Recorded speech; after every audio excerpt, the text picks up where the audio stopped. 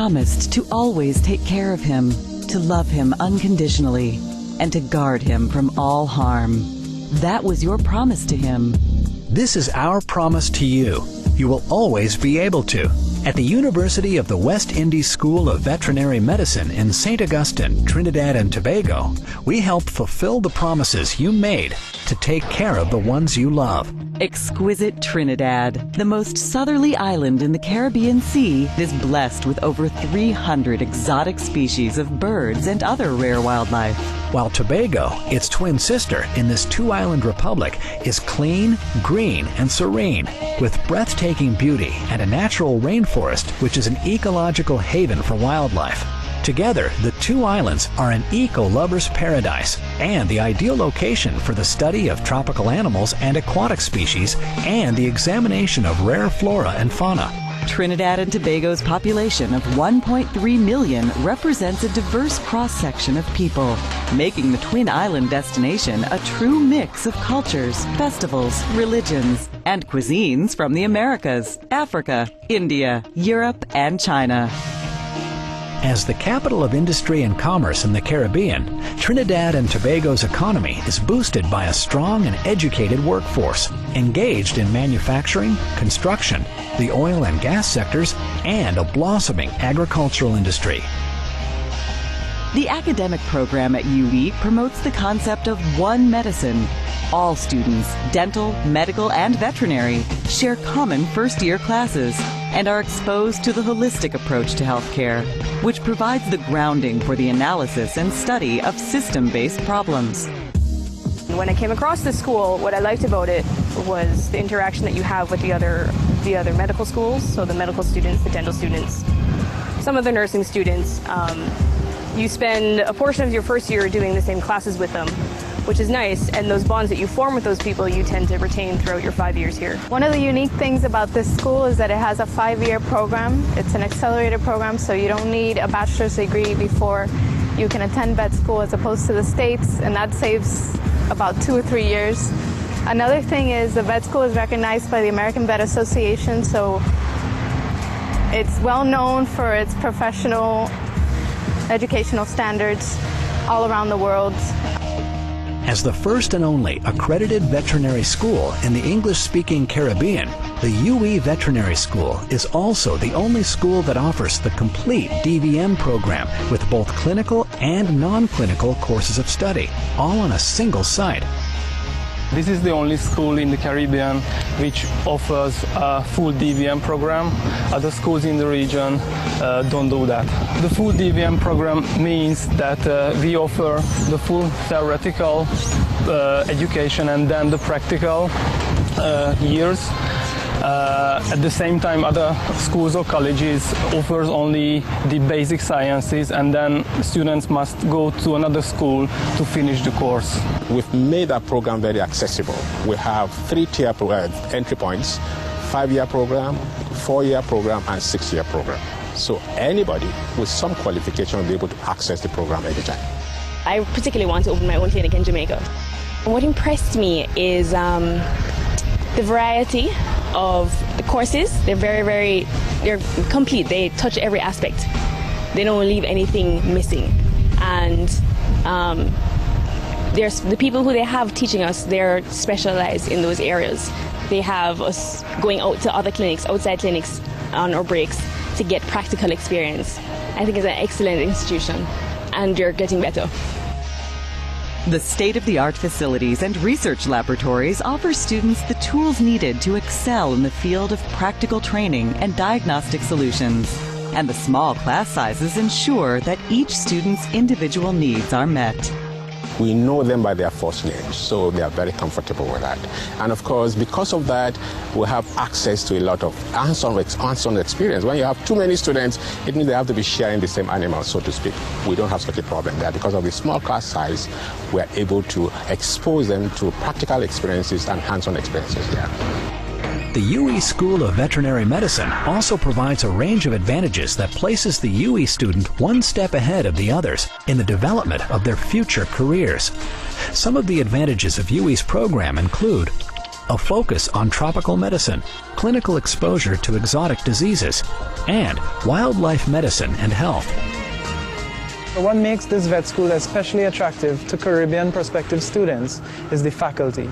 The faculty has a wide range of experience across many fields, and especially with local diseases, tropical diseases, and subtropical diseases. I want to do wildlife, and I felt if I go someplace different from Botswana and be exposed to different animals that we don't have back home, because obviously I have more exposure when I'm home to what we have at home, but I need to go out and learn and deal with different animals so that when I actually do wildlife and I go other places, travel the world, I was able to have exposure to what we don't have back home. The knowledgeable and motivated staff impart expert experience and knowledge to students, providing that necessary bridge from the world of study to the application and practice of the theory, preparing students for the challenges that lie ahead. Like I always tell my students, I say that, yes, you are a very good vet. The client will only be happy with you when the patient is cured of whatever. So it is important for you to know the drug that you will use to make the patient better. Pharmacology is the study of drug action and reaction. So what that means is when you give a drug, what does the drug do to the body, and how does the body react to that drug that it sees as a foreign body, as a foreign substance in it. In terms of the program, I like the fact how for most of the classes, practical is mixed in with the theory. And it's a good thing for any school to do, because learning things from the textbook is one thing, but being able to apply it is a way that you'll remember things a lot better. And with the small and large animal clinics being so close to the school and accessible, it's not hard to do. We have very good lecturers, and at the same time we have excellent researchers. The research projects we conduct here, we've tailor-made them to be relevant to the region, because we are not in the game of just performing research. We perform research relevant to the Caribbean region, and on top of that we provide diagnostic services for the region. And I need to mention the aspect of continuing education. Now, with so many islands, difficulty in traveling, as a school, we've made it a mandate to provide continuing education for veterinarians in the region. We do that through video conferencing. We invite experts from across the world. We mount a video conference workshop to serve Bahamas, Jamaica, Barbados, and Trinidad and Tobago. So all the vets in the region can develop as we go along. In the final year of the program, you get a lot of hands-on experience, you get a lot of exposure to many diseases, you get to handle many diseases clinically, you get to manage many diseases.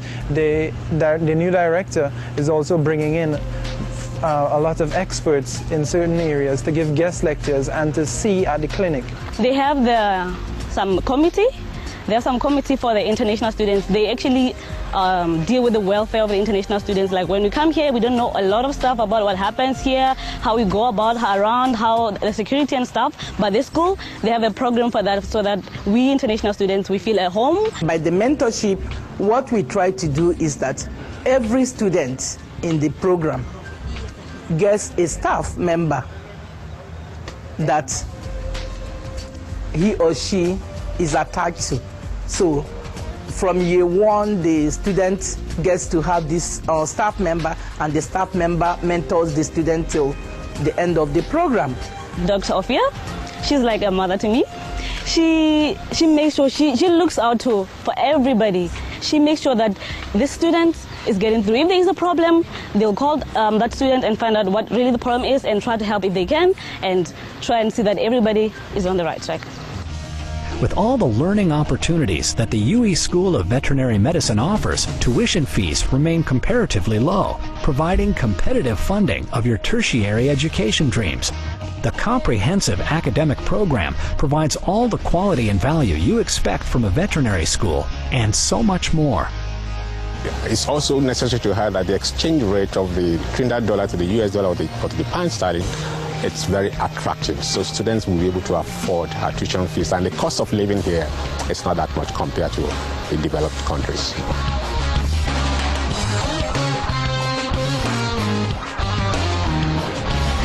The University of the West Indies School of Veterinary Medicine. Quality education. Timeless possibilities.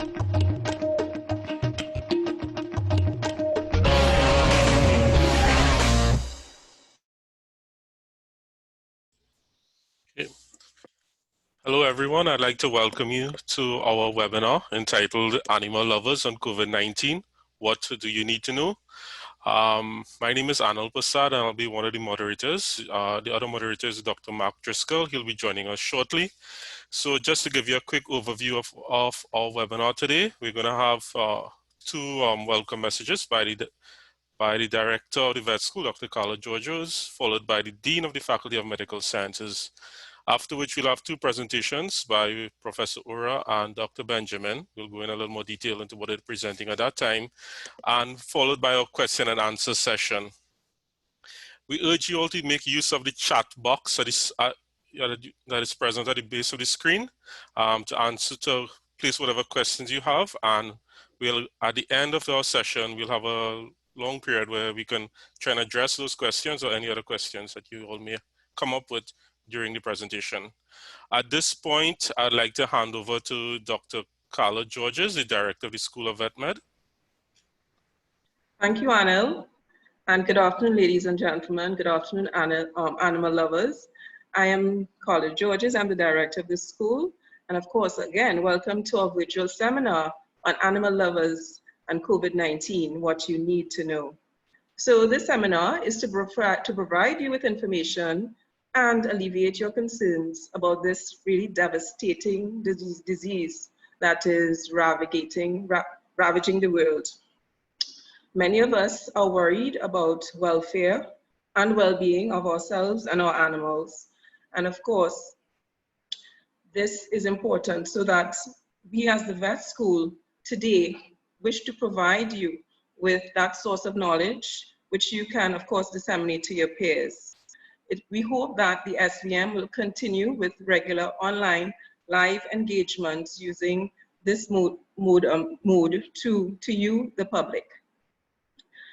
We just recently saw a short video, so I just want to say a few words about our program. We are currently accepting applications for the Doctor of Veterinary Medicine degree, and we will be happy to answer all your questions. Are you or someone you know interested in a career as a veterinarian? Please send us an email. The information will be put on the chat. You can also check out our website or Facebook and Instagram page. Vet medicine opens up opportunities to a wide variety of career options. And with COVID-19 in our midst, veterinary medicine is at the forefront of research, testing, and diagnosis. And in fact, our facility, equipped with a molecular biology suite, is assisting the country to increase testing for COVID-19. And this is a common reality worldwide as medical facilities, including veterinary institutes, are joining the fight to save lives. So in closing, I'd like to thank the speakers, Professor Ora and Dr. Lisa Benjamin, the organizers led by Dr. Anil Prasad, for putting this program together. I'll also, of course, like to thank our Dean, Professor Simangal, and members of the UE Marketing and Communication team for all your hard work so far. And of course, you, the audience, for tuning in. So please remember to spread the word to your friends and family to take that bold step and apply to our program at the UE, and an exciting career awaits you. And I put you back on now to our moderator, Dr. Anil Prasad. Hi, thank you very much, Dr. Georgios, for those comments. We'd now like to hand over to the Dean of the Faculty of Medical Sciences, Professor Terence Simangal. Good afternoon, everyone. Pleasure to be here to address you all. And very pleased that the Vet School has put on this very timely presentation. The Vet School has been in existence now for almost exactly 30 years. And they produced an average of about, well, they started at about 15 and now 30 graduates a year. So they are almost single-handedly responsible for the increased awareness about animals and animal illnesses that has occurred in the society. And we have a number of people who take a lot of care of their pets. COVID-19, which is the pandemic now before us, and about which the theme of this meeting is focused, is a viral illness that came to humans from animals, and bats are thought to have played a large part in the process by which it traveled from animals to humans. But it is natural for us to inquire about whether our pets can have the illness. It was one of the first questions I asked Carla. And indeed, some cases were reported, I think one in Hong Kong involving a dog, and another one in the first world involving a tiger. The UK's Daily Express has reported the first case of COVID-19 spreading to an animal, in this case, a cat. The Texas Animal Health Commission reported a dog in Tarrant County was confirmed to be infected on July 7th. The case was also confirmed by the US Department of Agriculture National Veterinary Services Laboratories. Although the dog from Tarrant County was tested through a private veterinary diagnostic laboratory, the Texas Medical Diagnostic Laboratory also performs testing for SARS-CoV-2 and began testing in April, and it works with the Texas Department of State Health Services. So the question is, in view of this information, should we really social distance from our pets if we do have COVID-19? On 13th of March this year, IDEXX Laboratories at Westbrook in the United States, a global leader in veterinary diagnostics and software, put data on their website to say that they have tested several thousands of animals who were all negative. So the answers to these and several other important questions concerning pets and COVID-19, I hope will come from today's session. We are very pleased that the School of Veterinary Medicine have agreed to sponsor the symposium, and I know that you will be very satisfied with the quality of the presentations because they are a school with very high quality speakers. I would like to thank the school for inviting me to give a brief address, and I do wish all of you a very good afternoon. Thank you very much. Okay, thank you very much, Professor Simangal, for those words. And you asked some very important questions, which we hope by the end of today will be addressed by our panelists. So first up, we'll have Professor Chris Ura. Professor Ura is a veterinary virologist and probably has become one of the regional experts on COVID-19, and we have seen him on many television programs giving advice on this disease. So I'll now introduce Prof. Ura to give his presentation entitled COVID-19, Why a One Health Approach is So Important to Going Forward. Hello, everybody. Well, I hope everybody can hear me. It's a great pleasure to be here. Thank you very much for the introduction, Anil. And thank you very much to everybody who's tuned in. So I'm going to talk a little bit about COVID-19, why a One Health approach is so important going forward.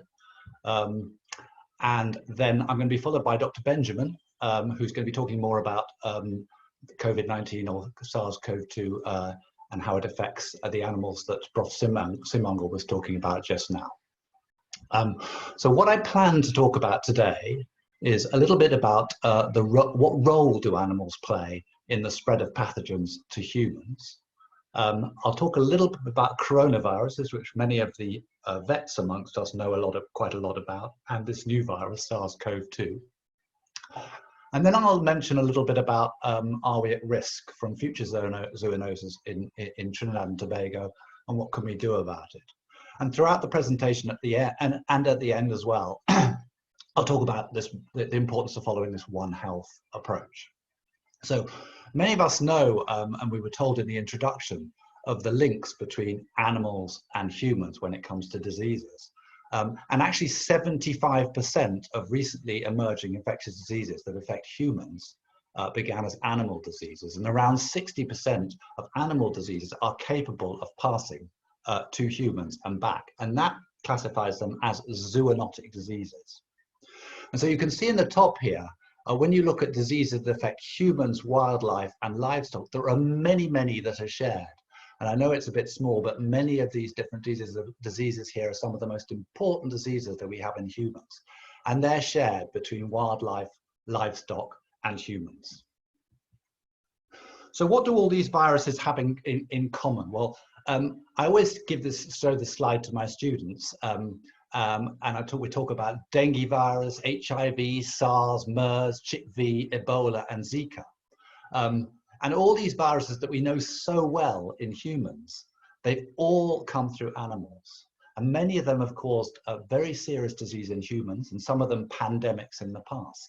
And of course, now we know, sadly, this COVID-19, this coronavirus, new coronavirus is causing this pandemic now, which is causing massive, massive problems and worries to all of us. So I wanted to just mention a little bit on why and how viruses jump species, because we've talked about the amount of viruses and how often they spread from animals to humans. How do they do that? Well, these viruses, are really, really good at changing themselves and adapting to the environment they're in. So they're changing all the time, and they change in different ways. They gradually mutate and change, or what's called drift, where small mutations change in their genetic makeup, which can change their behavior, or faster, they can change faster by these things called reassortment and recombination, where whole chunks of the genome are changed from one virus to the other. And some viruses mutate much faster than others. And in fact, these coronaviruses aren't that fast at mutating, but they do undergo recombination, and they do undergo what's called genetic drift or gradual mutation. So usually viruses are doing this all the time, and some of these mutations actually damage the virus and they die out, like we actually thought may have happened with SARS-CoV-1, the first SARS virus. But occasionally these mutations or these changes, these reassortment or recombination events change the virus so it becomes more fit within the population, and it becomes able to infect new cells or new species. And that causes the sorts of problems that we have, where you get a virus jumping from one species to another.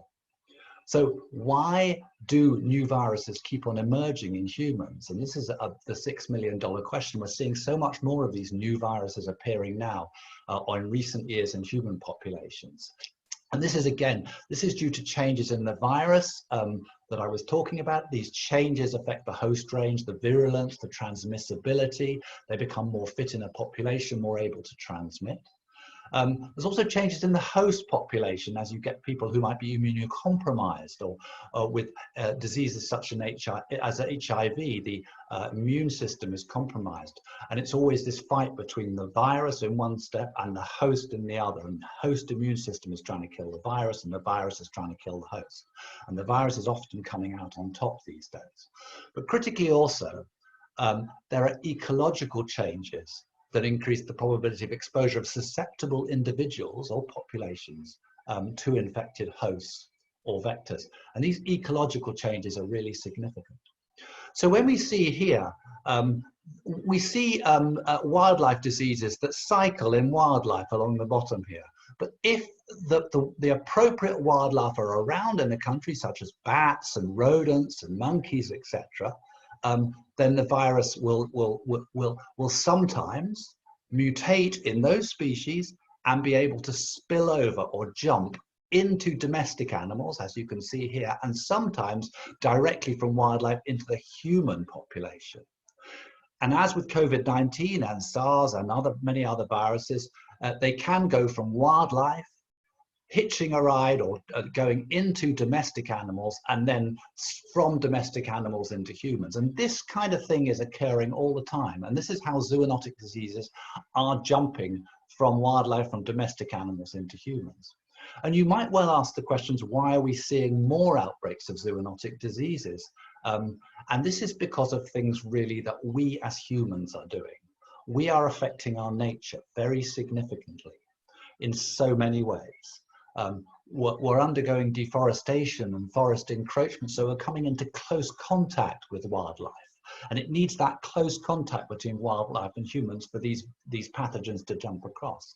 We're also living, in many cases, often driven by poverty, in very close association between animals, wildlife, and humans. And again, enabling those viruses to jump across. We're also our practices, the way we eat, the way we prepare our food, such as we're seeing in these wet markets across the world. It gives the opportunity to these viruses to jump from wildlife that are being butchered in very unhygienic conditions, coming across from these animals into humans, as we're seeing with many viruses. And when these viruses get across into humans, of course, we have very high density populations, unplanned urbanization. So the virus can spread extremely quickly, not only between humans, but also in our intensive agriculture practices.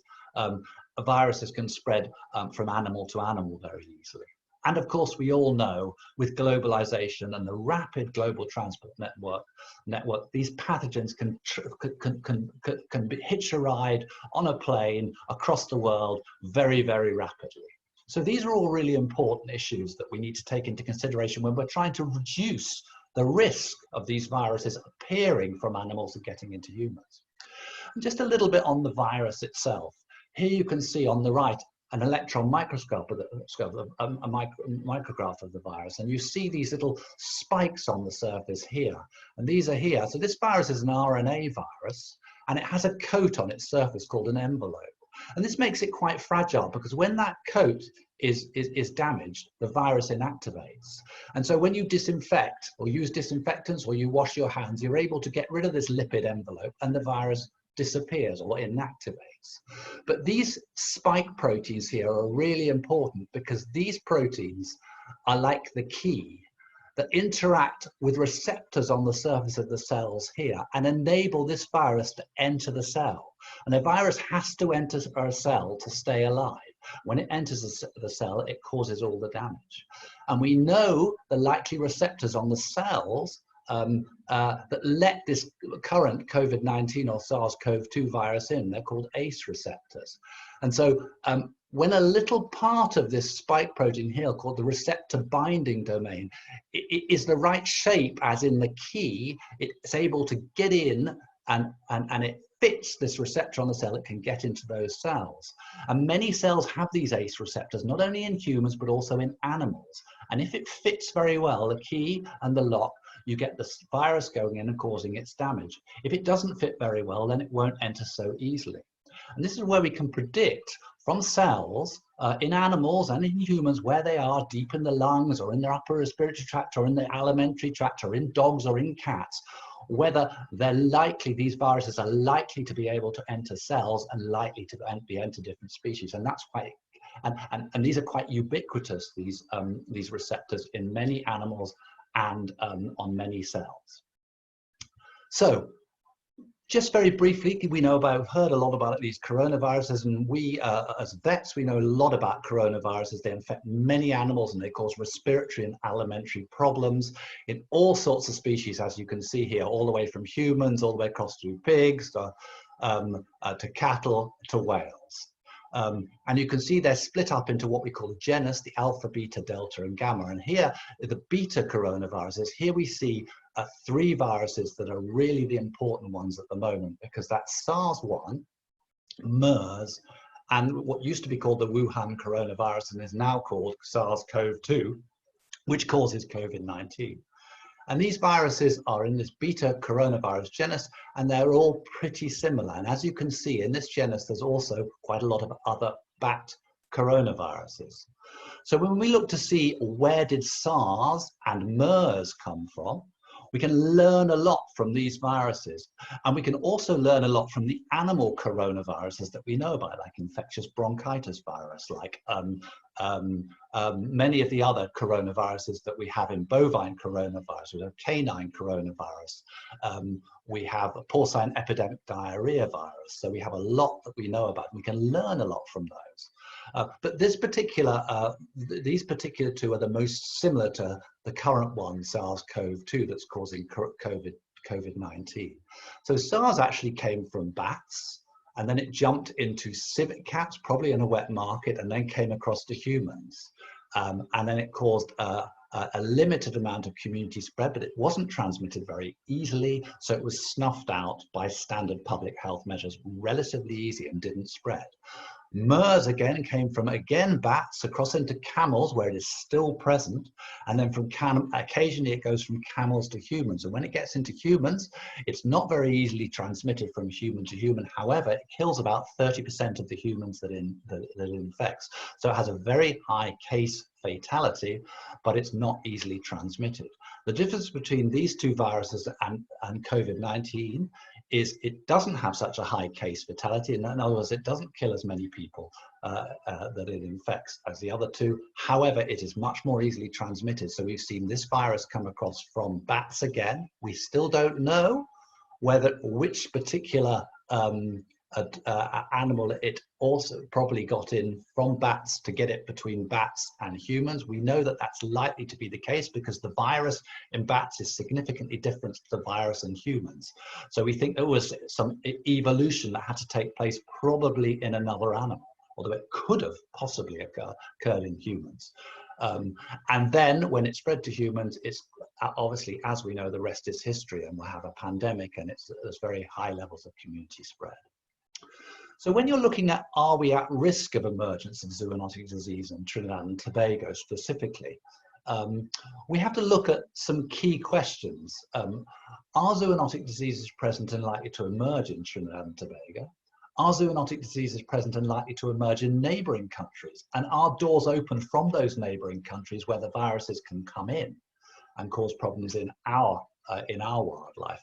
Do we have the wildlife and domestic animals present in Trinidad and Tobago that are susceptible to the zoonotic pathogens? And do we have the vectors as well to transmit them? And then finally, is there a direct contact? Is there an opportunity for these viruses to get across from wildlife and domestic animals into humans? Like, for example, we saw in hunting or in the wet markets. Is there that close contact that enables the virus to get across? And we know, as you can see from the yellow here and the yellow here, there are hotspots of viral emergence that have been proven. They looked at the ecology, they looked at various factors and put them into models, and we know that there are hotspots of emerging zoonotic diseases very close to us in Trinidad and Tobago, in Venezuela, as you can see by the yellow here. So there's likely to be, if viruses or pathogens do emerge, they're very highly likely to emerge in these areas that are yellow around the world.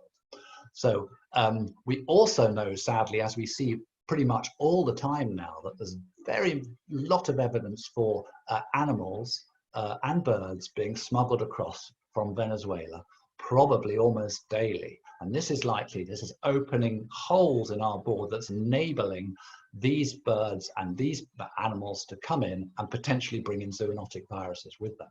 And we have plenty of wildlife in Trinidad and Tobago that are capable of transmitting these viruses. We have many, many species of bats. We have fruit bats, we have insectivorous bats, we have vampire bats that have rabies virus. We have species of monkeys like howler monkeys that have yellow fever virus. We have many wild birds that potentially could carry avian influenza and Newcastle disease. And we have many different rodents that could potentially carry viruses like hantaviruses. We also have much wildlife in Trinidad that we hunt and we domesticate, as many of you will recognize these here. And this gives this potential for close proximity of these animals or carcasses as they're slaughtered and humans, which we have to address. We also have to look not only in our land, we have to look in our in the skies above us, and we have to look in our seas as well, because zoonotic viruses can come across that way.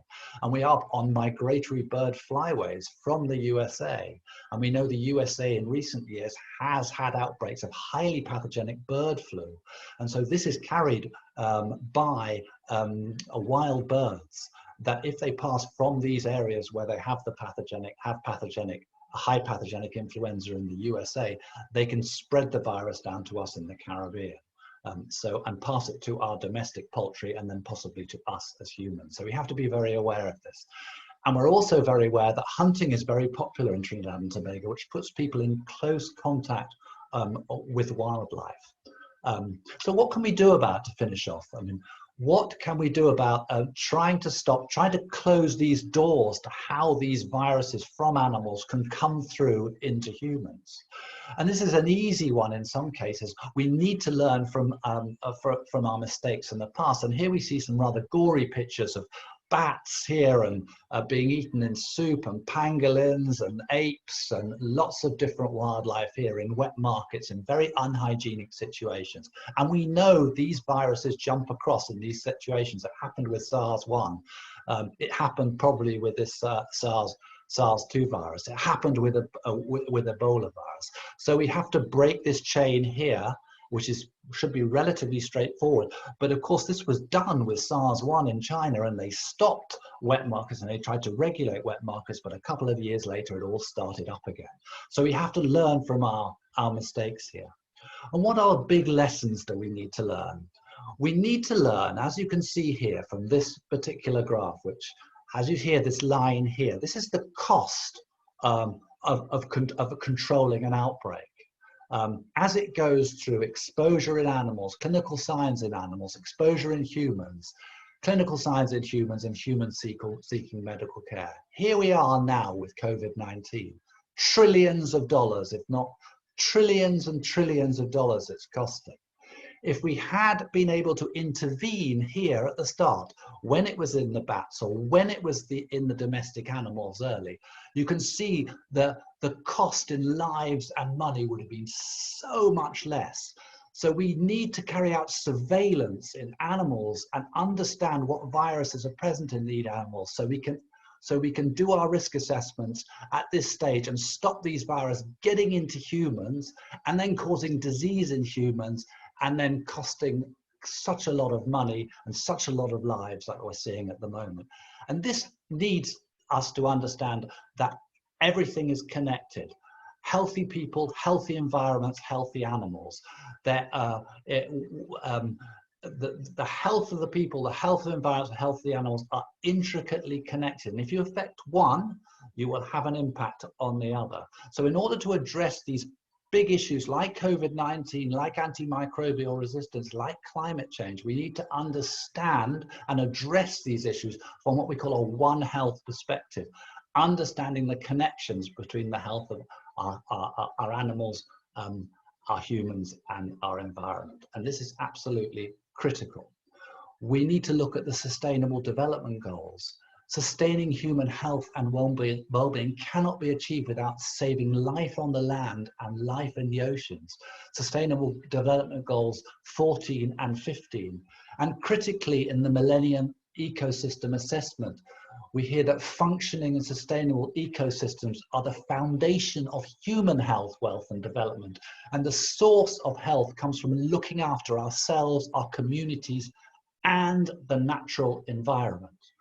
So take-home messages from today's talk is that animals and wildlife, domestic and wild animals, do play a really important role in spreading viruses, and that's pathogens, that's bacteria as well, to humans. However, there is a single species responsible for most of these pathogens coming across and causing pandemics, and that's us, humans. Recent pandemics are a direct consequence of human activity, and we must not blame wildlife.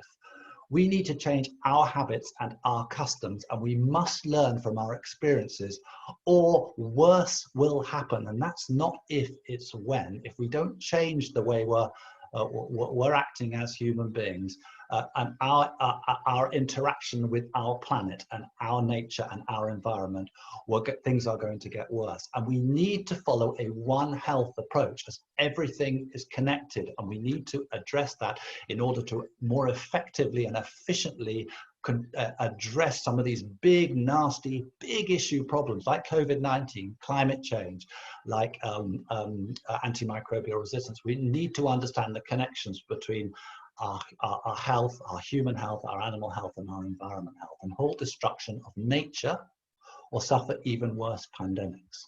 So I'd like to finish there with this rather, I suppose, depressing slide, which shows the COVID-19, which is of course a major problem for us at the moment. But I'm afraid as we are coming through COVID-19, we will get through it. It's going to leave a severe problem of severe recessions, especially across the Caribbean region because of our dependence on tourism. But behind it, please be aware, the tidal wave, the elephant in the room, we have to constantly be aware as we're changing things, as we're developing, that climate change is the biggest risk that we face, and we have to address that as we're moving forward. Otherwise, we will be in serious trouble going forward. So thank you very much. And I'd like to now hand back to Anil in the studio. Thank you very much, Prof. Ura, for that excellent presentation. And I think one major take-home message there is that we need to have healthy humans, we need to ensure that we have healthy animals and a healthy environment.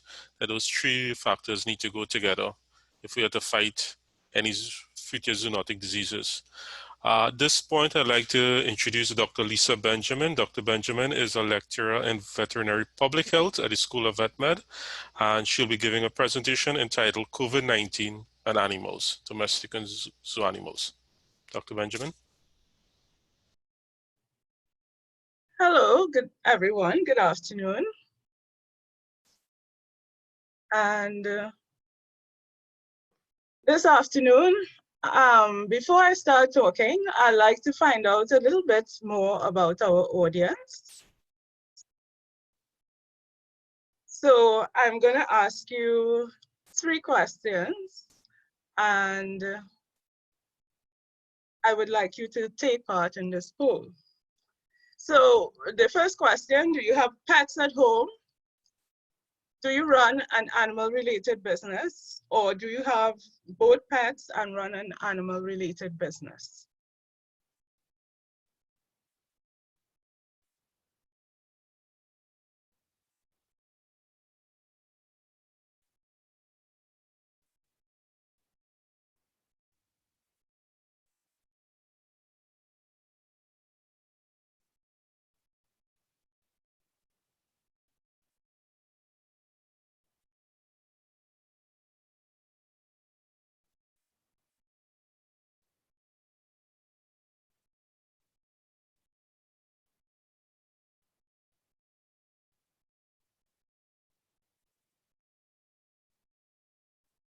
Okay, great. So I see we have a mix of people here, and people who have their pets at home, and some of them, just a little less than half, have animal-related businesses, and some have both. So I hope that our talks today will help both groups of people. And certainly you are quite welcome to ask questions in the chat if we have not covered some area that you would be interested in finding out about. So we know globally that only a very few animals have tested positive for SARS-CoV-2, which is the virus which causes COVID-19 in humans. And this data is taken from the OIE, which is an international organization, and the USDA. So we have the species of animals that have been affected are dogs, cats, mink, and mink are grown on farms. So each picture represents one mink farm. Lions and tigers, and these came out of the Bronx Zoo. And if we look here, we'll see that these cases have been from animals from various countries of the world and various states of the United States of America.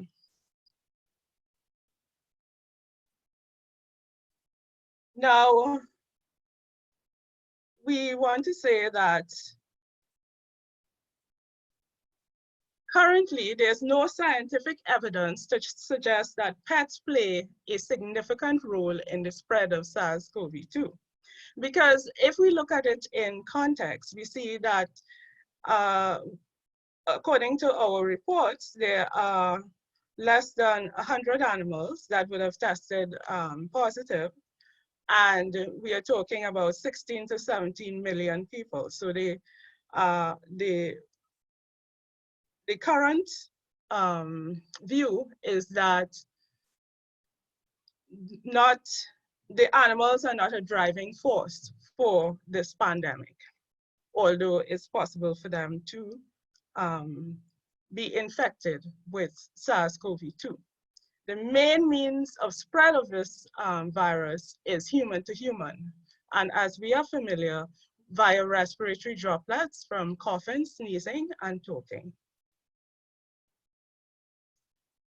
So we have different types of evidence to support our belief that animals are not the driving force. We have the natural infections, which I would have shown you in the pictograph at the beginning. We have laboratory experiments, which were conducted by a limited number of researchers. And we also have the molecular studies, which would have looked at the ACE receptors in different animals and tried to predict whether or not it was is possible for them to be infected. So with respect to the lab experiments, what they currently believe is that chickens, pigs, mice, and ducks are not readily infected and do not readily transmit SARS-CoV-2. On the other hand, the ferret, which is related to the mink, is very susceptible, and they want to use it as a model in laboratory studies. If we look at the current global thinking with respect to investigating whether or not your animal has SARS-CoV-2 or whether it's present in your country, we have to take a number of things into consideration. So usually in preventive programs, when you talk about testing, you need to have a strategy. And this strategy is you testing so that you will get the information for the least cost. This is especially important in developing countries which might not have much resources, finances, or labor to conduct testing, as well as it is also important now in a global pandemic where we have a limitation on the actual raw materials that we might use for testing, the equipment, and of course, all of the other diseases are still ongoing, so the labor might be short because people have to think of SARS-CoV-2 in addition to all the other things that they did before. So we really have to be very wise about how we go about testing. And if we consider that the risk of pets spreading SARS-CoV-2 to humans is low, then putting these two things together, we will see that it is not surprising that many international organizations believe that routine testing for SARS-CoV-2 is not recommended. Instead, they recommend taking a One Health approach, and Prof. Ura would have explained what we mean by One Health. So this One Health approach would involve public health authorities and people involved in the environment institutions. So what that would mean on a practical level, you find somebody who is positive for SARS-CoV-2, who has COVID-19, and then they will call in the animal health and environmental health authorities to help them to do testing in that environment to determine how the virus might have spread from humans to animals, and if it is still present in the environment or the household or the business place. Some clinical signs that are suggestive of SARS-CoV-2. This is based on a few cases that they have observed, and they are respiratory and gastrointestinal. So respiratory, coughing, etc., and gastrointestinal, for example, diarrhea. However, as someone who would have a pet, I think the best approach is to consult your veterinarian, who is a trained professional, for advice on how to protect your pets from SARS-CoV-2. This is because there are many diseases which are more common that your animal might have, and so it is the veterinarian who can then go through the list of common diseases and eliminate them. So that is one approach to dealing with your concerns about SARS-CoV-2.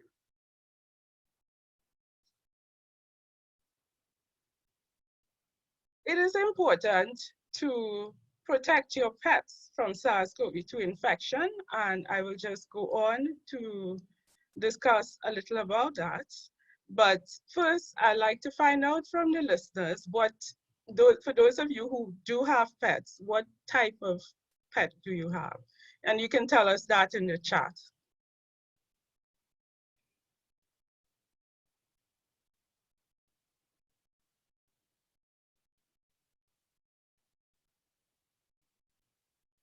Seeing lots of dogs and cats. Ah, a rabbit, birds.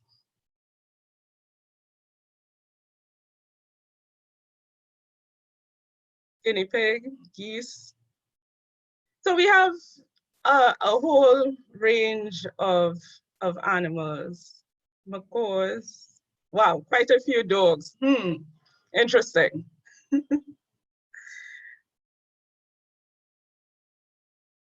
All right, so let's go on now. And oh, you love birds, but do you have birds?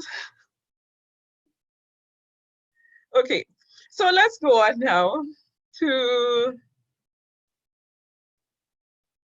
explain how we can protect our pets. Our major goal here with SARS-CoV-2 is to protect your pets from exposure to the virus.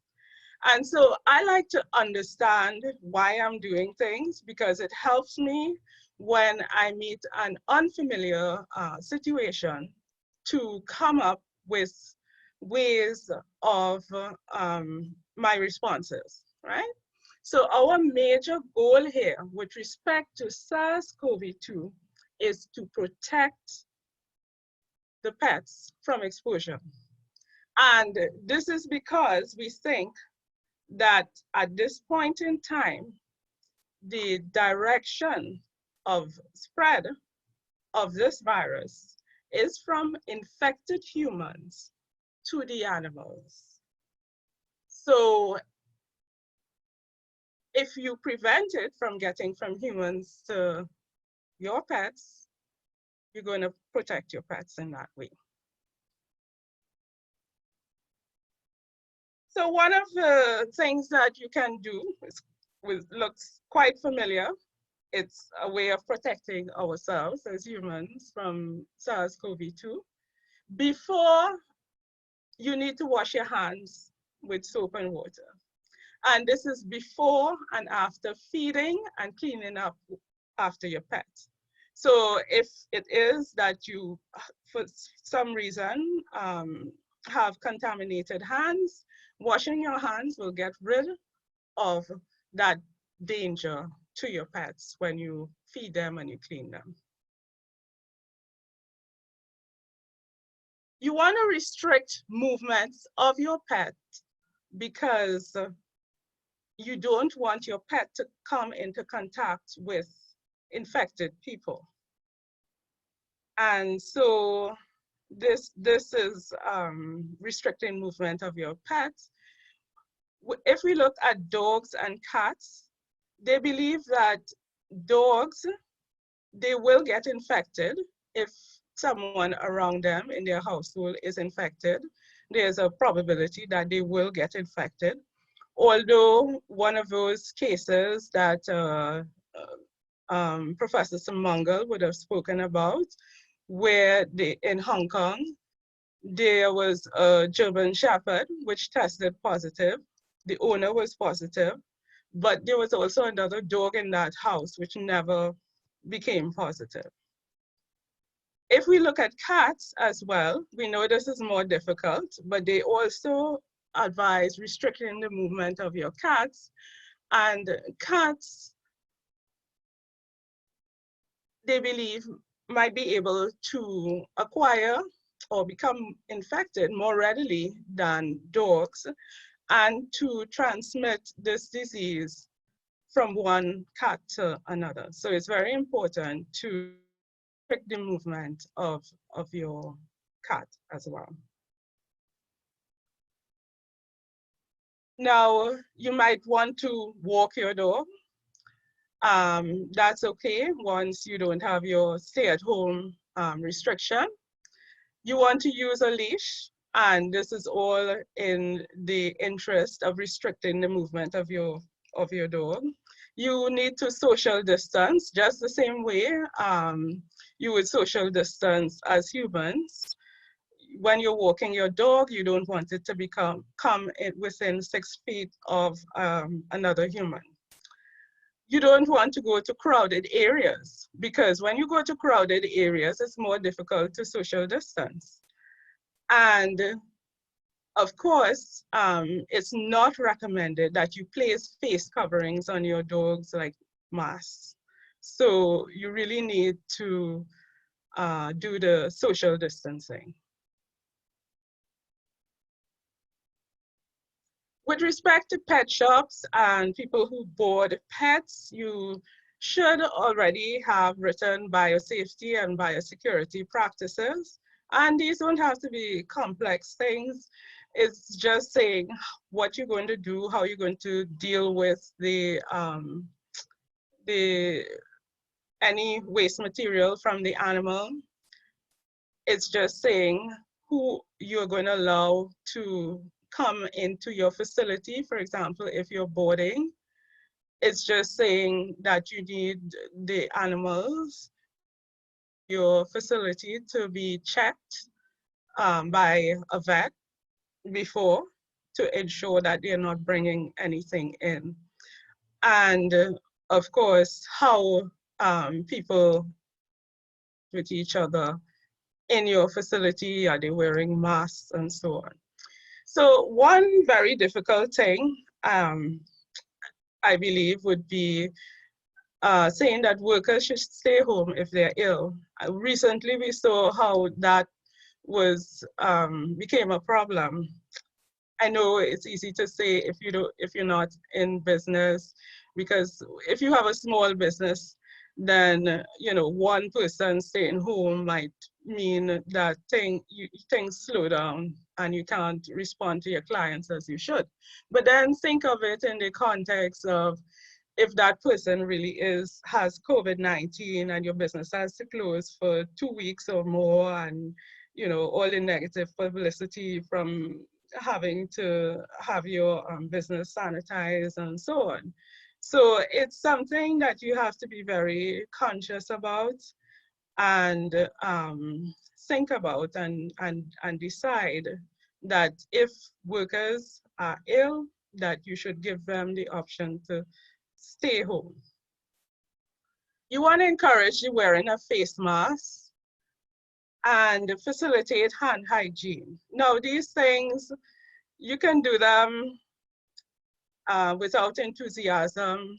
You know, you could wear your face mask below your nose or, you know, below your mouth. Some people cut out their spaces in the mouth. I have one a mask, you know, but you want to do these things with enthusiasm because they are going to protect your business at the end of the day. When you facilitate hand hygiene, what I'm saying is you provide the soap and the water, and you know, you can politely encourage people to do it. And the majority of people will. Sometimes people forget, and you know, you can remind them. You also need to have your social distancing for your customers and your visitors, and remember to clean and disinfect surfaces that are touched often. So these look very similar to what they say that we should do for ourselves, but the whole goal, as we said, is to protect our animals and prevent them from being exposed to SARS-CoV-2. Okay, so that is the end of my presentation, and I will hand back now to our moderator. All right, thank you very much, Dr. Benjamin, for that informative talk. So I am Mark Driscoll. Despite what the caption says, I'm not Anil Prasad, but I am my second moderator for this presentation. So again, thank everyone for coming out, and we really wanted this session to highlight the questions that are coming in. We know that there's a lot of information out there already about COVID and what it can do, what it is doing. So we wanted this to really fill the gaps that may still be present in the information that's circulating. So we've already gotten a few questions, and we're just going to go through them one by one as best as we can, based on how the questions came into us. So I will start off with two questions. I'll probably just lump them into one. The question was, what is the status of livestock with respect to COVID-19? And someone did ask, can rabbits get COVID-19? Rabbits occupy that interesting balance between pet animal and livestock. So I suppose we could try to address those two. So Dr. Benjamin, perhaps you can tackle that, the status of livestock with respect to COVID-19 and if rabbits can get COVID-19. So I saw in my presentation, I mentioned that pigs are not believed to be susceptible at this time, and that would include other livestock. But of course, I think it's also important that we take the view with livestock as well, that we need to protect them from exposure to SARS-CoV-2. And so it's important to have your biosecurity measures in place where you actually will, for example, restrict the visitors to your farm to make, and you know, that is because, you know, they might bring it into your farm, and you want to restrict stray animals that might be interacting with your livestock as much as that is possible. So they are not known to, they are more, it's less likely that they will get it from current knowledge, but of course, you know, we have ongoing research, and so this is what we believe right now. But there are general things that you can do to protect your animals and to protect yourself, and so you should adopt some of those measures. All right, thank you very much. So Prof. Ora, this second question was for you, well, third question. It was asked, what is the difference between animals testing positive and being truly positive as it relates to COVID-19? So, well, there are different tests that can be carried out, and we're looking at the most popular test at the moment is the PCR test, which tests nucleic acid or RNA of the virus itself. So that's part of the virus. So you see this when the virus is there in the body. Now, critically, we have to differentiate between what the virus is detecting and the live virus, because the virus is detecting the genetic material, and sometimes when you test for genetic material, the virus has died, the genetic material is there still, but the virus is not there. So one would expect, you have to, when you're a diagnostician, you have to take these kind of things into consideration. You're looking at the levels of viral RNA, and you do parallel tests as well, like you can detect infectious virus. And so there's a lot of debate at the moment about, people testing positive and then at the edge of detection, then testing negative and then testing positive again. And this is really probably the genetic material being detected, but the virus at that later stage of infection, when they're not showing symptoms, is no, the virus is no longer infectious. But we can't be 100% sure of that unless we do virus isolation. So it's a good question, and it's something as diagnosticians we have to be aware of what we expect during the kinetics of the infection, we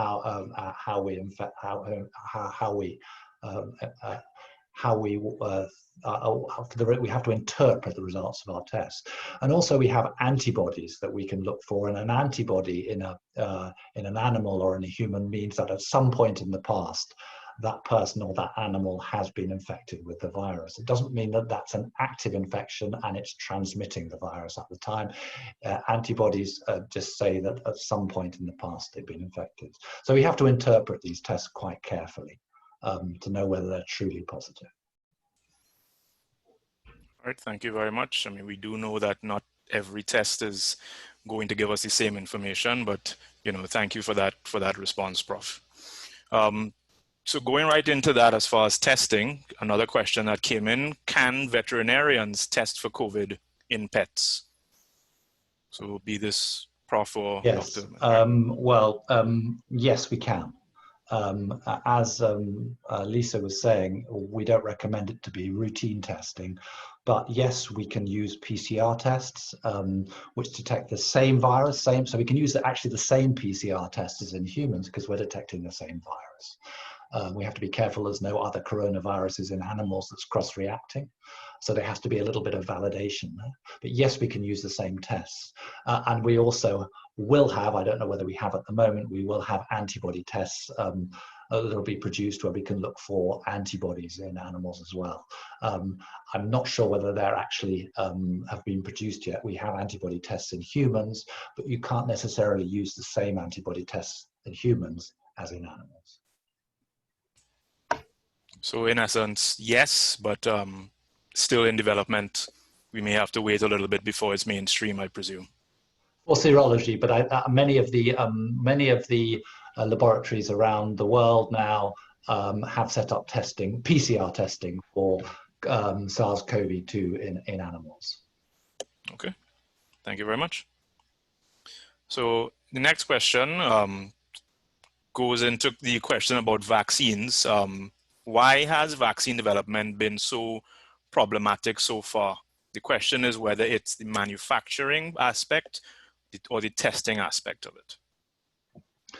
Well, producing a vaccine for a new virus like this is a challenging process because you have to go from very much square one. But this has been unprecedented fast so far.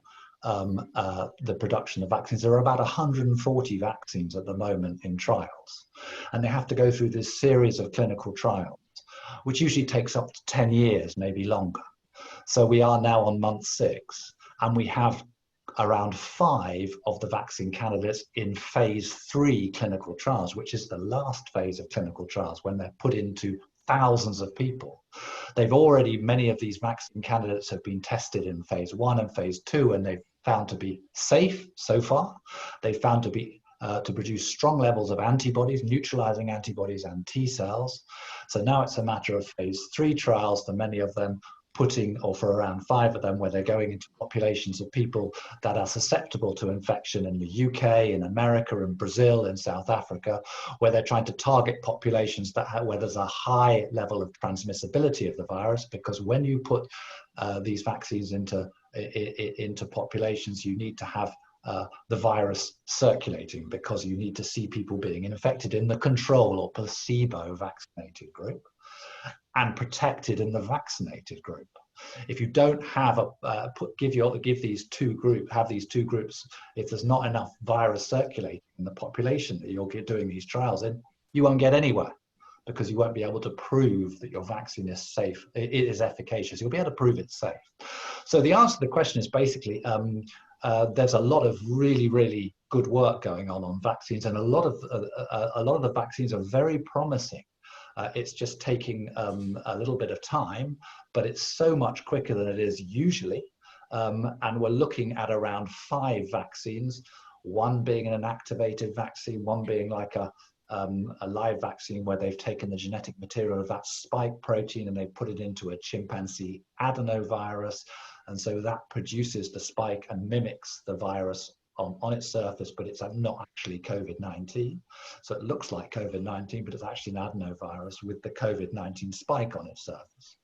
And then there's another group of vaccines which looks promising, which has never been used before, which is where you just take the RNA or the genetic material that encodes that spike protein and put that in a little fat molecule and give it to people.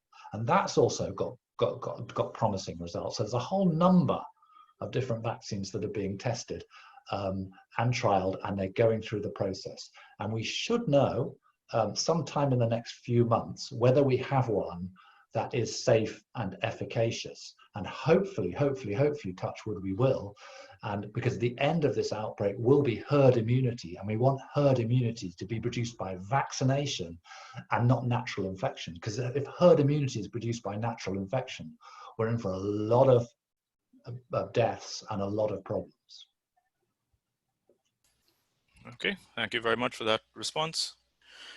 So next question is a somewhat topical question right now. Does sunlight actually kill COVID? No, not the sunlight levels that we see in our normal environment. Ultraviolet light at high levels does inactivate viruses. Very hot temperatures like 60 to 70 degrees for 30 minutes will kill COVID-19. But we're dealing with temperatures of around 30, for example, in Trinidad. It's nowhere near the types of temperatures and the types of levels of UV light that are going to kill the virus. And there has been a lot of debate and was a lot of debate, even some political debate about that the virus would be killed by sunlight and by temperature. But this is not going to happen. Although it might not be quite as happy in some of these conditions, it will still transmit. And we're seeing that now in many hot countries where the virus is spreading like wildfire. So I'm afraid, sadly, the answer is no. In Trinidad and Tobago, where we're nice and hot and we've got lots of UV light, the virus is not going to be killed. Okay, thank you. I hope the right people heard the answer to that question. One last question for you, Prof, before we switch to Dr. Benjamin. So key government agencies should be collaborating on the One Health approach, as was mentioned before. The question is asked, which ones would you recommend and how can this be achieved? Well, this is a very, very big question, and yes, absolutely. There are key government agencies that need to collaborate. People need to come out of their silos, and they need to work across disciplines. And of course, the key ones, as we've heard today, are agriculture, environment, and human health. because of the links between the three. But there are also very important other areas like community engagement, like the economy, the social sciences. So they're all linked. But in the first instance, I think it's very important that the human health agencies, the animal health agencies, the agriculture agencies, and the environmental agencies in governments work together and start talking and start interacting and start really pooling expertise so they can look at some of the key issues we face with this One Health or transdisciplinary approach. Thank you very much. As they say, teamwork makes the dream work, so we really do need to work together on this one. Okay, thank you, Professor Ora. So Dr. Benjamin, we had a few questions for you come in. You had mentioned of course, the symptoms that people will experience when they're infected. What are the symptoms or clinical signs that should be looked for in animals that may or may not be infected with COVID-19? Those are the symptoms. The symptoms that I mentioned, those are in animals. Those are the symptoms that they have put together. Some of them were asymptomatic, that you didn't really see the symptoms, and they were very mild. But those are the symptoms as well that they have observed in animals, would be respiratory and gastrointestinal. Thank you. Is it likely that these symptoms will look different in different species? Yes. Some of them, of course, this is quite early. We just started, and so they're still putting together data. But it does tend to vary. I can't say if definitively like every animal of that species gets it will be mild. But as I mentioned, you have some that, for example, the dogs, it was quite mild in the dogs that they observed. And maybe you might see more of the respiratory in cats. But, you know, all of this is still coming together. Okay, thank you. You did allude to this question, or the answer rather, in your talk, but just to reiterate, what are the risks that are experienced when you take your dog out for a walk in the community, or if your cat goes roaming for a community romp, so to speak? What are the risks that those animals may face, and how that relates to the owners of those animals? So the major risk is that it will be exposed to SARS-CoV-2 by somebody who is infected, or as we know, it can be present in some environments. So that is a major risk, that it would be, the animal will be exposed to that virus. It will develop infection. And in the case of animals like cats, it might be transmitted to, if you have other cats in the household. So this is the whole reason why we would want to prevent those animals from interacting with humans and other animals that are outside of their household. And how big of a risk is it if these animals then contract the virus, whether from another person or even from another animal, that they can then transmit it to other people or other humans in the house? They believe that that risk is very low, right? So in most of the, they believe that the risk of transmission to humans is very low in most animals.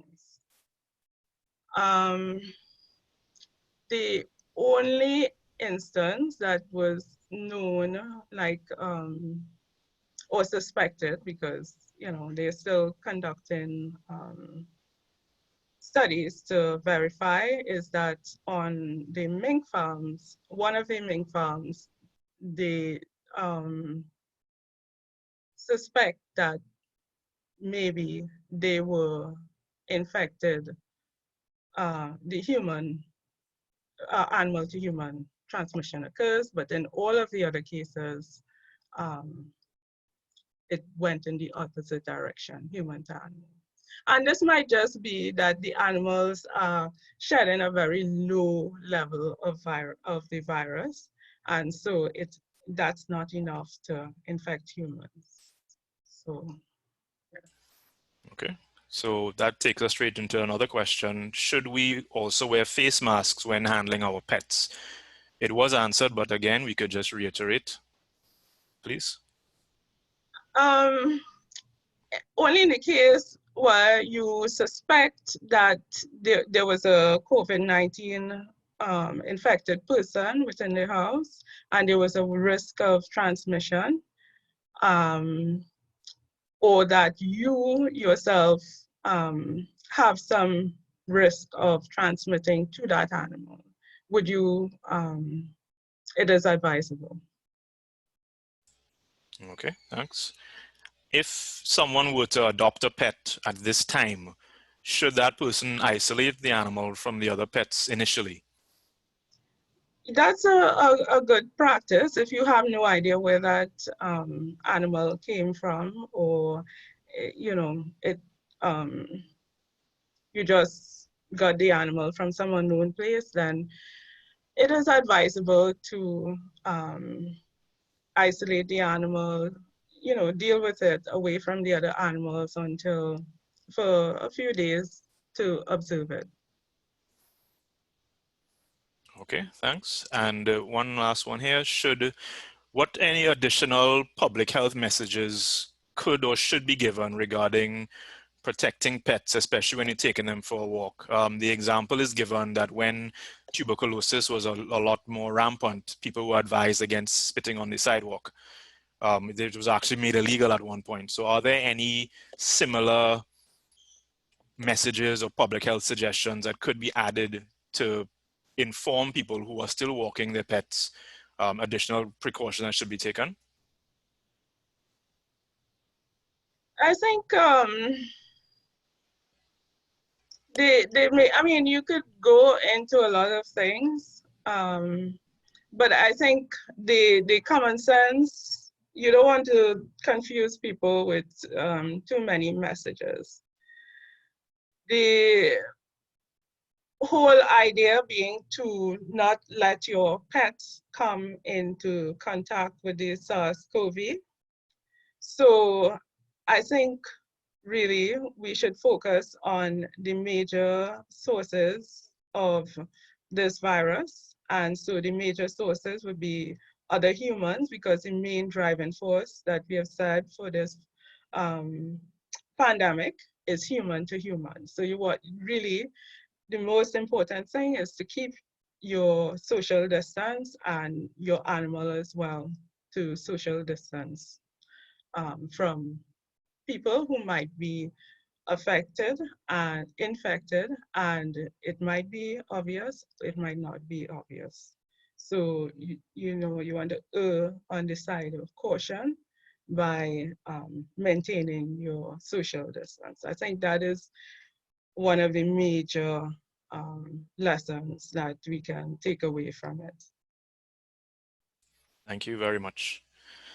Okay, so this question is for, well, I think both panelists, whoever wants to throw in their 2 cents, as we say.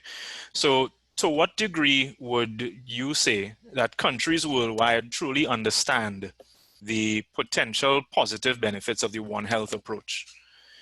Especially when asked from an environmental aspect, consider that many countries continue to facilitate and even promote certain practices that bring greater risk for exposure. You know, there are countries that do things that in essence increase deforestation and increase hunting and these kind of things. So a bit of a two-part question. To what degree do countries really understand the positive benefit of the One Health approach? A very good question. This is a slow process getting any people to change the way they do things. And taking a One Health approach is different. People are used to being very much in their departments, in their silos, whether at the university or whether they're at a ministry, and it's the way we function in these kind of environments is very siloed. So coming out of that, the whole concept of One Health is collaborating, working together, and sharing expertise and sharing experiences so we can address these things more efficiently. And so it's a very, very slow process to change this outlook. And some countries are in front of others, but we have to work very hard in all countries to try to push for them to take on this kind of thing. The problem with One Health is, and the problem with many when you have new concepts like this is you need concrete examples of where our policymakers, our people that pull the purse strings, they want to see that using a One Health approach is more effective than not. So using a One Health approach to address an issue is saving money, is more efficient, needs less people, and has better outcomes at the end of it. And that's what's now we really need to highlight these kind of stories with real numbers. And that's what's missing at the moment. And I think once people start seeing that this approach is effective and is more efficient and is more cost effective, then they will start changing. And that's the situation we're at the moment. The other thing, as you were mentioned in the question, is the environmental side of One Health still needs to be strengthened enormously, because we've had a lot of interactions over many years between the human and the animal health side of things, and we know we interact not as efficiently as we should, but we interact. But bringing the environmental elements has come in is so critical going forward, with climate change and with so many issues related to the environment, and engaging environmental scientists and selling to them the importance of having this cohesive transdisciplinary approach is critical going forwards, because for One Health to be effective and work and to be more efficient, we definitely need the total buy-in from environmental scientists, and that's what we're working on. But I think things are changing slowly, but it is a slow process. Thank you. Dr. Benjamin, any thoughts on that question? Yeah, I think that it's important that communication is important, and understanding the language of the decision makers. So it might be obvious to us in certain fields that, this is the approach to take, but then we need to be able to communicate that properly to the people who actually make decisions, who are in politics and so on. So I agree it is, it will take a lot of effort, and I think it will involve even educating individuals from the time they enter school to see the importance of One Health, so that it might not happen today or tomorrow, but that people are going through being sensitized to the whole concept and the importance of adopting that perspective. Thank you. Thank you. Thank you very much. Okay, we have a few more questions specifically about animals that are or may be infected. One person wants to highlight or remind us that up to this point, the animals that have been infected have all experienced mild illness, if any at all, and they seem to recover fairly well without need for, being put down or abandoned or anything like that. But one question is asked: how should these animals be managed while they are considered positive or shortly after being tested as positive? So you want you use biosecurity. you want to isolate the animal. You want to use your proper protective gear when you deal with them. And of course, the hand washing. So when they become ill, as we said, in most cases, it was someone who had COVID-19 in the household that the animal acquired the disease from. And so if it is possible for this person to not feed and clean up after animals in the household, then that is one thing. So that is preventing animals in the household from becoming infected in the first place. But when they do become infected, you want to isolate them from other animals in the household, and you want to use all of your hygiene measures that would involve hand washing, using gloves, using masks, and so on. And of course, you need to keep them in a place where you have proper ventilation. So, yes, go ahead. Okay. Thank you. Just to jump slightly, a related question. You did mention, Dr. Benjamin, that respiratory signs or symptoms are one of the signs that the animals show. Is it possible to give a little bit more information on the specific respiratory signs, if there's any way to differentiate it from other respiratory illnesses that already exist in the pet population? Not at the onset. So the approach, it could be similar to other common diseases. So that is why it is recommended that you get the assistance of your veterinarian to help you to work out, to rule out. The process is a process of ruling out other more common diseases. So just from the respiratory signs, it's very difficult to tell what is going on. Okay, thank you. Are there any predictions, this is an open question again, are there any predictions relating to the movement of pets across borders now that it is known that some common pets can contract this virus?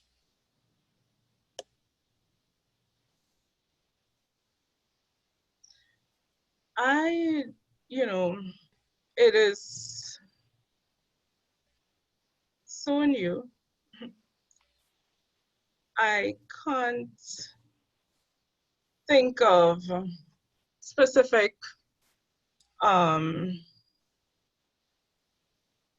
regulations with respect to pets. Of course, you have to bring a pet into our country, a number of tests are required. So it is possible that this, screening for this could be one of the things that is required. But of course, the borders are still closed in many places, and these regulations, I guess they will be in the making. But the animal is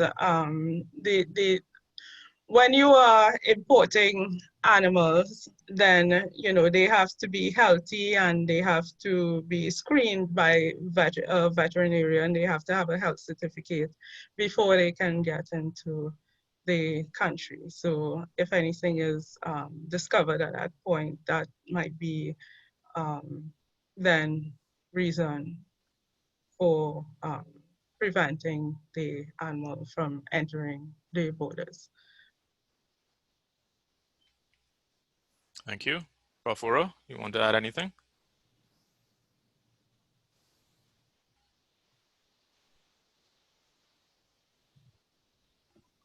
Yes, sorry, I just had a problem muting my microphone. Yeah, just to add to what Lisa said, I think the main risks here are, like the risks for zoonotic diseases, are with our uncontrolled porous border with South America and with Venezuela, because one thing can be sure is there's going to be a lot of COVID-19 and a lot of viral spread in Venezuela because of the nature of the issues there with their health systems. And the second thing, as I said in my presentation, is there's a lot of animals being brought across all the time. Some of these animals, it's possible, if you've got a lot of spread in Venezuela, they could also be infected with SARS-CoV-2. So I think we need to take into consideration that a legal movement of animals and people is a potential opening for this virus to come in, especially some of the animals that Lisa mentioned that might be more susceptible to the virus if we bring those kind of animals in. Thank you. Well, based on this, are there any surveillance systems in place or being put in place to monitor if these viruses are in our animal population? As far as I'm aware, there's no surveillance being carried out in our animal population for COVID-19 or SARS-CoV-2, and this is not a priority, certainly at the moment, as Lisa was saying, and it's not recommended by the OIE to be doing routine testing. However, as a principle, we need to do surveillance for other pathogens, zoonotic pathogens, potential zoonotic pathogens in our wildlife and in our domestic animal population, so we know what's circulating and what might be at risk passing across from wildlife to domestic animals to humans. And this goes all the way from also for pathogens that affect just don't affect humans but affect domestic animals as well. But I'll give you an example of a very important virus like influenza, avian influenza virus. I mean, we need to be looking at risks from the USA. We need to be looking at surveillance in our we're looking at our wild birds, but more importantly, surveying our poultry, doing passive surveillance, constantly looking for poultry that may have clinical signs, respiratory signs that could be infection with avian influenza virus, so we can know exactly what's circulating. And this goes for other species as well. Like we talked about rabies virus, we talked about brucellosis, we talked about other viruses and bacteria that we have. We need to understand the baseline circulation, what's circulating, and it's only this knowledge is strength. So it's when we understand what we have, we can then put measures in place to be able to control, prevent, and eradicate. We shouldn't just sit with our heads in the sand saying, I hope we don't get anything. It's far better to be able to be carrying out that active and passive surveillance in our animal population so we know what we're dealing with and we can do something about it. Thank you. Very, very, very important point there. Just to revisit briefly the herd health aspect, would the surveillance or whatever surveillance methods, how would that relate to the concept of herd health or herd immunity as it relates to this virus? Well, I think, looking at the population, looking at herd health is very important. And I mean, Mark, you might be able to address that question better than I can, because I mean, when we're looking at as vets, when we're a lot of the work we do involves herd health rather than individual health. And we need to, in order to get a general impression about the health and the circulation of pathogens within the population, it's really important that we do that we look at the health of our herds as a whole, our herds of cattle, our herds of sheep, our herds of goats, our herds of chickens, whatever you call them. So we really understand what's going on. I mean, that goes back to surveillance. Again, and understanding that then brings out any risks that may pose to the human health population with this, 75% of new and emerging pathogens in humans coming from animals, and this 60% of zoonotic pathogens passing between animals and humans. So herd health is the crux of it, and surveillance and has understanding, what the health problems are. And just finally, I mean, just not really related to that, but what we really need to learn from this as well was herd health from a human perspective is the health of our health systems is so critical in the human population that we have resilient systems. We have capacity within our health service. And we're seeing that now. We need those hospital beds. We need those ventilators. We need those doctors. We need those nurses. We need to be able to respond when we get, as a population, as a herd, as a human population in Trinidad, we need to be able to respond to this virus as it possibly comes back and we get a second or a third or a fourth wave. And the critical thing we need to learn from this is our health systems need to be more resilient, and we need to build capacity in them so we can respond better when we get these particular pandemics. And this is the key thing about herd health as well, understanding the baseline so you can respond better. You know what you have and you can respond and react to what you have. Knowledge is strength. Thank you. Thank you very much. The importance of surveillance is critical. Again, just knowing what is out there and how we can then better rule in or rule out the diseases, as Dr. Benjamin alluded to. Can either of you comment, have there been any positive cases reported in animals in Trinidad at this point? Not that I know of. No, I haven't heard of any at the moment. We haven't really, I don't think, been doing any testing, but we could actually do testing if we had to. But as Lisa was saying, you know, it's only really carry out testing when there's a really strong reason for the testing, i.e. a household which has pets that have respiratory signs and the household has COVID-19. And that's why we've had one case in the UK in a cat, and we've had lots and lots and lots of people, many thousands of people infected, probably hundreds of thousands of people infected. And we have one case that's been identified, as Lisa was saying, in a household where more than one person was infected with COVID-19, and the cat showed clinical signs, and that was tested. That's it. And you know, there's been one case in Hong Kong or one US, very few cases. We can test, but at the moment it's not really considered a priority. Thank you very much. I do think it's important. Yes, we obviously are looking at human health and looking at animal health in somewhat separate scenarios, but the concept of One Health is just to remind everyone that we're all in this ecosystem together, and the health of one will obviously impact on the health of the other. So yes, we divert resources where necessary and where important at the time, but we all share this planet and we all have to work together in dealing with this global pandemic, because that's exactly what it is. And it's not selecting who it affects. So we all have to look at everything as a whole and as a One Health concept moving forward. All right, so we believe that's the end of the actual questions. So would Dr. Benjamin first, would you just like to offer any final words at this point? Just reiterate anything you think should be highlighted for our listeners and everyone present. Yes, I think that we all need to take this COVID-19 SARS-CoV-2 seriously, a global pandemic. So although we might not have many cases in Trinidad and Tobago, it is still raging in many places of the world, especially in the US. And you know, we have so many ties with the US.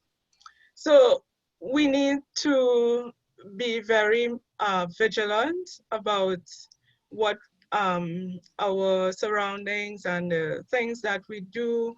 We need to adopt the measures, social distancing, washing your hands, and be enthusiastic about doing those things, because it really helps to protect us as human beings, the main drivers of this pandemic, and it also helps to protect our pets.